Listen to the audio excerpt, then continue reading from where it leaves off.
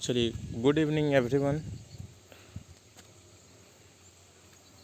आज हमारा जो हम पोल्ट्री डिसीज़ जो पढ़ रहे थे हम उसका आज तीसरा डिसीज़ के बारे में हमको पढ़ना है। इसके बाद और दो डिसीज़ जो है बचते हैं जिनको भी हम बारी बारी से कवर करेंगे। ये जो हमारा डिसीज़ है इसका नाम है रानीखेत और ये मुर्गियों में फैलने वाला एक प्रमुख बीमारी है जो ख़ास करके कुक्कुटों को सबसे ज़्यादा इफ़ेक्ट करता है। ये जो डिसीज़ है ये जितने भी और हमने दूसरे बीमारी के बारे में पढ़ चुका है और जो हम आगे पढ़ेंगे उन सब से ये घातक और ख़तरनाक बीमारी है। ये जो बीमारी है ख़तरनाक या इसके परिणाम जो हैं वो बहुत ज़्यादा जो है मुर्गियों को बहुत ज़्यादा ये इफ़ेक्ट करते हैं। इसके कारण से जो है इस बीमारी को जो है बहुत ज़्यादा ख़तरनाक बीमारी जो है माना जाता है, क्योंकि ये जो बीमारी है ये पूरे अगर हम मुर्गियों को पूरी तरह से स्वस्थ देखते हैं और अचानक से हम अगर मुर्गियों को अगर रात को अगर हमने ठीक ठाक देखा है तो मॉर्निंग तक जो है वो सभी मुर्गियों को जो है चपेट में ले लेता है। इसके परिणाम इसीलिए घातक हैं क्योंकि इसके सिम्टम जो है ये अचानक से दिख करके सभी मुर्गियों को जो है ख़त्म कर देता है, नष्ट कर देता है।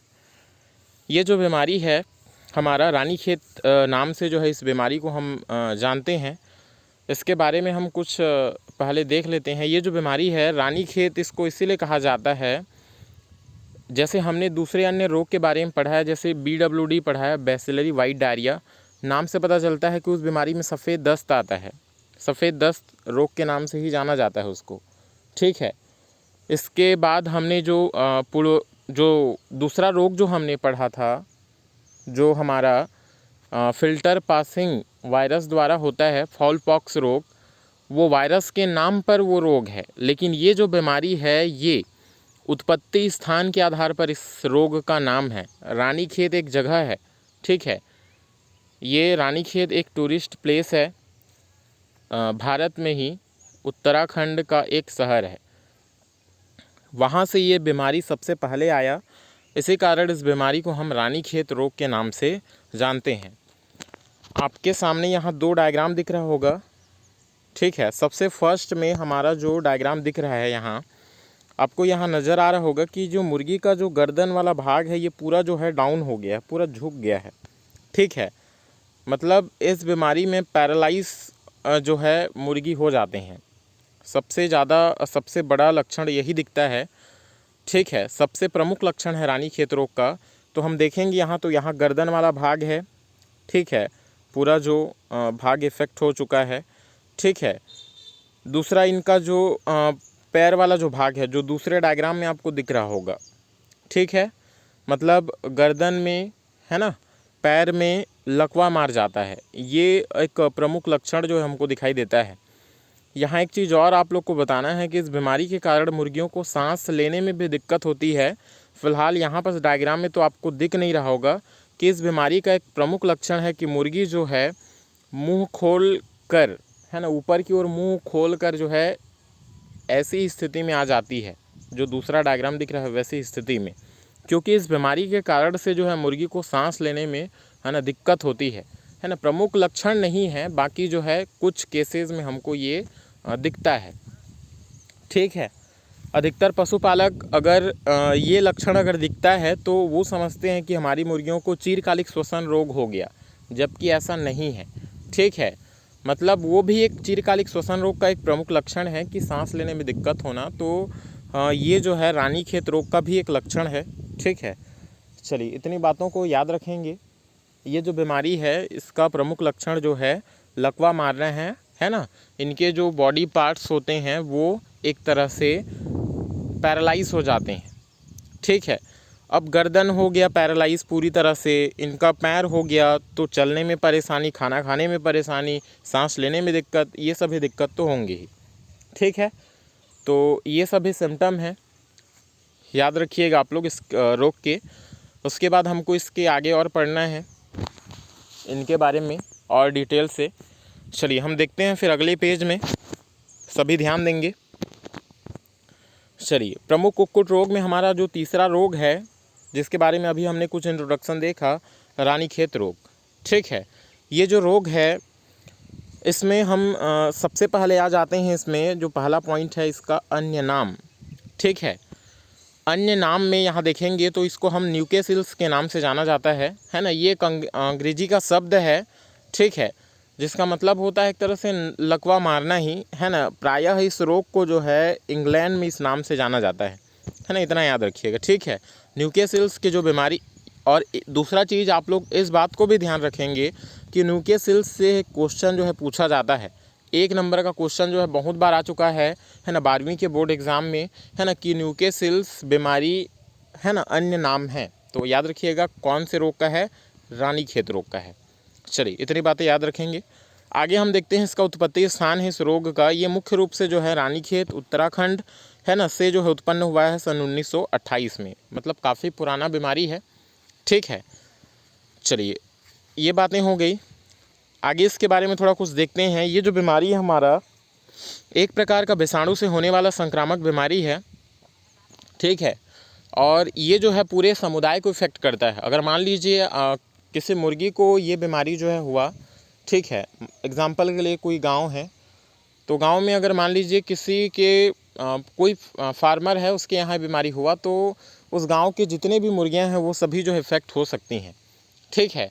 आपने एक मुर्गी को अगर रानीखेत रोग से ग्रसित पाया, तो आपके पास जितनी भी अन्य मुर्गियां रखा गया है वो भी रानीखेत रोग से ग्रसित हो सकते हैं, है ना। मतलब ये पूरे समुदाय को इफेक्ट करता है। रानीखेत जो है एक प्रकार का संक्रामक बीमारी है, इसका मीनिंग जो है यही है, ठीक है। पूरे समुदाय को इफेक्ट करता है। चलिए आगे देखते हैं प्रभावित होने वाले पक्षी क्या क्या हैं। कौवा, कबूतर और जो हमारे मुर्गी हैं वो सबसे ज़्यादा जो है इफेक्ट होते हैं, ठीक है। बटेर और बतख में ये बीमारी जो है कम लगती है। चलिए, इतनी बातें याद रखेंगे। आगे हम लोग आते हैं। याद रखिए इसके प्रभावित होने वाले पक्षियों के नाम को, खास करके ये इम्पॉर्टेंट है, ठीक है। मुख्य रूप से कौवा, कबूतर और मुर्गी जो है इस रोग से जो है प्रभावित होते हैं। चलिए, रानीखेत रोग के बारे में हम और आगे जानते हैं। अगला आ जाइए 5वां नंबर, जो बहुत ज़्यादा इम्पॉर्टेंट है, लक्षण पूछा जाता है। लक्षण में आप लोग जो है खास करके इसको याद रखिए। 4था नंबर, ठीक है। सिर, गर्दन, ठीक है, और पैर को लकवा मार जाता है। पहले भी बताया गया, डायग्राम से आप लोग को समझाया गया है, स्पष्ट नज़र आ रहा है आप लोग को डायग्राम में यहाँ, ठीक है। यहाँ दिख रहा होगा ये पूरा सिर वाला भाग है, गर्दन वाला ये जो भाग है, ठीक है, और इनका ये जो हमारा है ना पैर वाला भाग है, ये पूरा भाग इफेक्ट होता है, लकवा मार जाता है, ठीक है। ये प्रमुख सिम्टम है, इसको अच्छे से याद रखेंगे। चलिए आगे देखते हैं हम लोग फिर उसके बाद बारी बारी से। सबसे देखिए फर्स्ट में हमारा पहला लक्षण है कि एक साथ अधिक संख्या में मुर्गी जो है बीमार पड़ती है, ठीक है। मतलब ऐसा नहीं होगा कि एक ही मुर्गी को जो है, आपने 10 मुर्गी रखा है मान लीजिए, तो एक ही मुर्गी को ये बीमारी हो गया। मतलब पूरे समुदाय को इफेक्ट करता है, काफ़ी संख्या में जो है मुर्गियों को ये इफेक्ट करता है। चलिए आगे देखते हैं हम। सांस लेने में परेशानी होता है, बताया गया पहले भी, इसलिए मुर्गियों का मुंह जो है खुला रहता है ना, ऊपर की ओर जो है इस प्रकार से खुला रह जाता है, ठीक है। जो हमारे यहाँ दिख रहा है फिलहाल, यहाँ जो है ऐसा सिम्टम नहीं दिख रहा है, मुंह खुला नहीं है, बाकी ऐसा जो है होता है। चलिए आगे देखते हैं हम लोग। मुर्गी को दस्त भी आता है, ये भी एक सिम्टम है ना। फिलहाल जो है प्रमुख सिम्टम नहीं है, याद रखेंगे ना आप लोग, ठीक है, मुख्य सिम्टम नहीं है। दस्त आना जो है, सफ़ेद दस्त आना BWD का प्रमुख लक्षण है, ठीक है। यहाँ प्रमुख लक्षण जो है 4th पॉइंट जो आपको टिक किया गया है उसको याद रखेंगे। चलिए आगे देखते हैं हम लोग। मुर्ग केस का रंग जो है ना गहरा या बैगनी हो जाता है। मुर्ग केस हम लोग जो कलगी होता है उसी को बोलते हैं। फिलहाल यहाँ कुक्कुट में ये दिख रहा है आप लोग को, ठीक है। क्या हो जाता है, गहरा या बैगनी रंग में बदल जाता है। मतलब कलर जो है फीका होने लगता है, उसके बाद जो है धीरे धीरे उसका रंग जो है बदलने लगता है, ठीक है। चलिए आगे याद रखेंगे इसको। एक प्रमुख लक्षण है ये, है ना, तापक्रम पहले बढ़ता है फिर जो है कम होता है, ठीक है। तापक्रम क्या होता है, पहले बढ़ता है फिर कम होता है। याद रखेंगे ये जो सिम्टम है, मतलब ये थोड़ा सा यूनिक होता है। बहुत कम बीमारी में ऐसा होता है कि तापक्रम पहले घटना फिर बढ़ना, फिर या बढ़ना फिर कम होना। एक और बीमारी है जो पशुओं में होता है, जिसको आप लोग जान भी रहे होंगे, है ना, हम लोग रिंडरपेस्ट RP के नाम से जो है जानते हैं, ठीक है। रिंडरपेस्ट पशु प्लेग इसमें भी होता है, इसमें दस्त आता है पशु को, और या जस्ट इसका अपोजिट देखिए, तापक्रम पहले बढ़ना होता है तो उस बीमारी में पहले तापक्रम कम होता है फिर बढ़ता है। ठीक है, तो इन दोनों को याद रखेंगे आप लोग। मृत्यु दर 90 से 100% है कि ये बीमारी हुआ तो लगभग जो है मृत्यु जो है निश्चित है। ठीक है, तो जितने भी है ना, अगर भविष्य में इस व्यवसाय से कोई जुड़ना चाहते हैं तो आप लोग इस चीज़ को ज़रूर ध्यान रखेंगे कि आप अपने मुर्गियों को जो है जो हमारा ये रोग है ना, रानीखेत रोग, इसके प्रति जो है आप टीका ज़रूर लगवाएं। ठीक है, क्योंकि बाकी बीमारियों से हम मुर्गियों को एक तरह से कोई उपाय है जिसके द्वारा हम बचा सकते हैं, लेकिन ये जो बीमारी है इससे हम मुर्गियों को बहुत कम हद तक बचा सकते हैं, ज़्यादा इफ़ेक्ट होता है। ठीक है, तो इसीलिए हमको प्रयास करना है कि रानीखेत के प्रति जो है प्रतिरोधी टीका हमको लगवा देना है ताकि इस रोग के प्रति प्रतिरोधक क्षमता विकसित हो जाए। चलिए, ये कुछ प्रमुख बातें हैं, है ना, लक्षण में याद रखना है आप लोग को। ठीक है, सभी जो है सबका जो है लगभग ये बनना चाहिए। अगर किसी को इसमें अगर कुछ दिक्कत होगा तो आप लोग पूछ सकते हैं, है ना, इसके ऊपर और डिटेल से वीडियो बनाएंगे। चलिए ध्यान दीजिए, फिर आगे हम लोग देखते हैं इसको, है ना। यहाँ प्रमुख सिम्टम को याद रखना है आप लोग को ना। 4th नंबर का जो हमारा है ना पॉइंट है, सिर, गर्दन और पैर को लकवा मारना, या आप लोग को दिक्कत हो रहा है नाम याद रखने में तो सीधे से लिख सकते हैं कि लकवा मारना इस रोग का प्रमुख जो है लक्षण होता है। ठीक है, चलिए फिर आगे देखते हैं हम लोग, रोकथाम और उपचार। ठीक है, रोकथाम बोलने का मतलब कि बीमारी लगने के पहले के, है ना, उपाय। ठीक है, सबसे पहला कि रोगी मुर्गी को स्वस्थ मुर्गी से अलग करना। फिलहाल ये उपाय इस बीमारी में उतना सक्सेस नहीं होता है।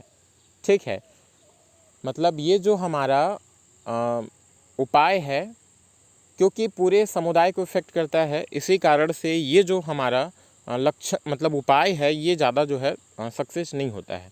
अलग करेंगे फिर भी होगा, लेकिन प्रयास जो है करना चाहिए।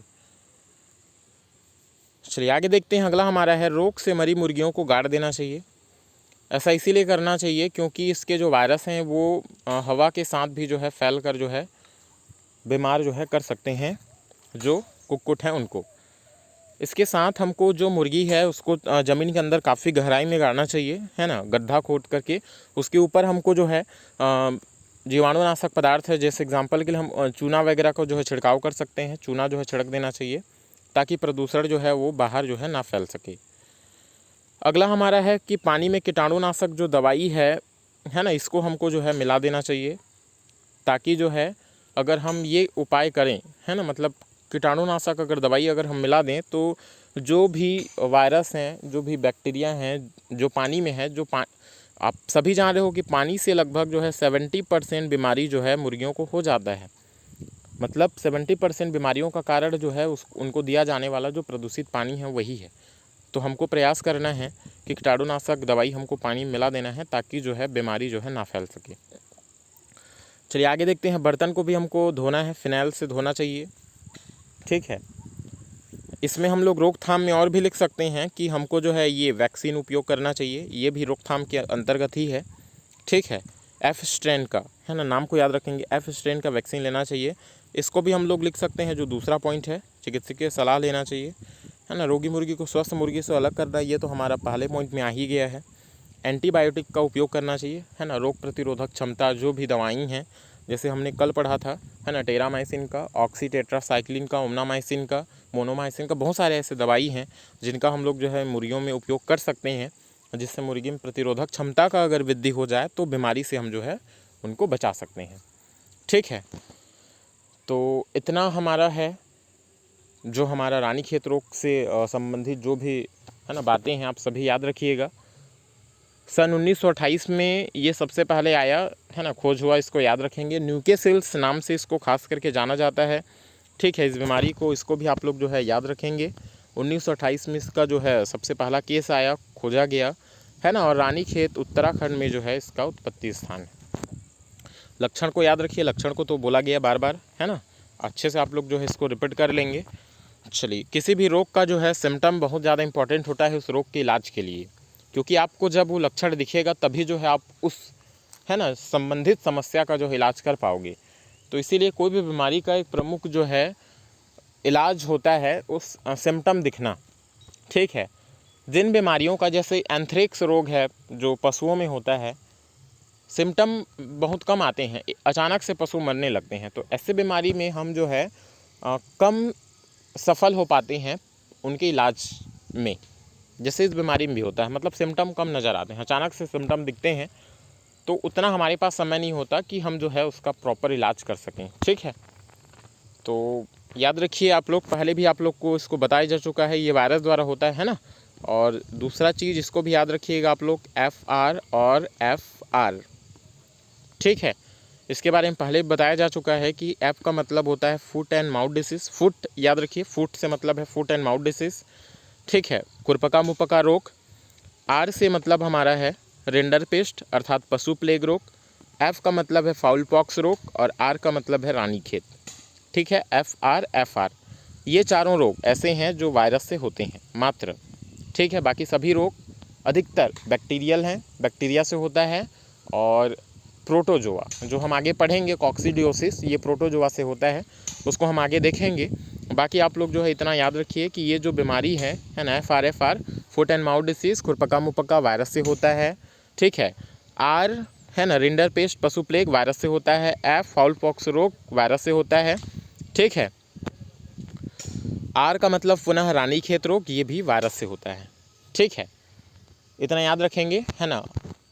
ये चार हैं, इसको चार को याद रख सकते हैं बजाय है ना जो हमारे अन्य बैक्टीरिया से होने वाले रोग हैं उनको याद रखने के, क्योंकि इन चारों को याद रखेंगे तो बाकी जो होगा वो बैक्टीरिया से है। आगे एक रोग पढ़ेंगे, बस एक रोग ऐसा है जो कॉक्सीडियोसिस है ना नाम का है, बीमारी है, वो प्रोटोजोआ से होता है ना। नेक्स्ट क्लास में उसको देखेंगे। चलिए सभी जो है अच्छे से इसको तैयारी कर लेंगे है ना। एक इम्पॉर्टेंट क्वेश्चन है, आप लोग एक दो बार इसको रिपीट करोगे तो आसानी से आपके समझ में आ जाएगा। अगर किसी को कुछ दिक्कत होगा तो इसमें क्वेश्चन पूछ सकते हैं है ना। चलिए सभी को अंत तक बने रहने के लिए धन्यवाद।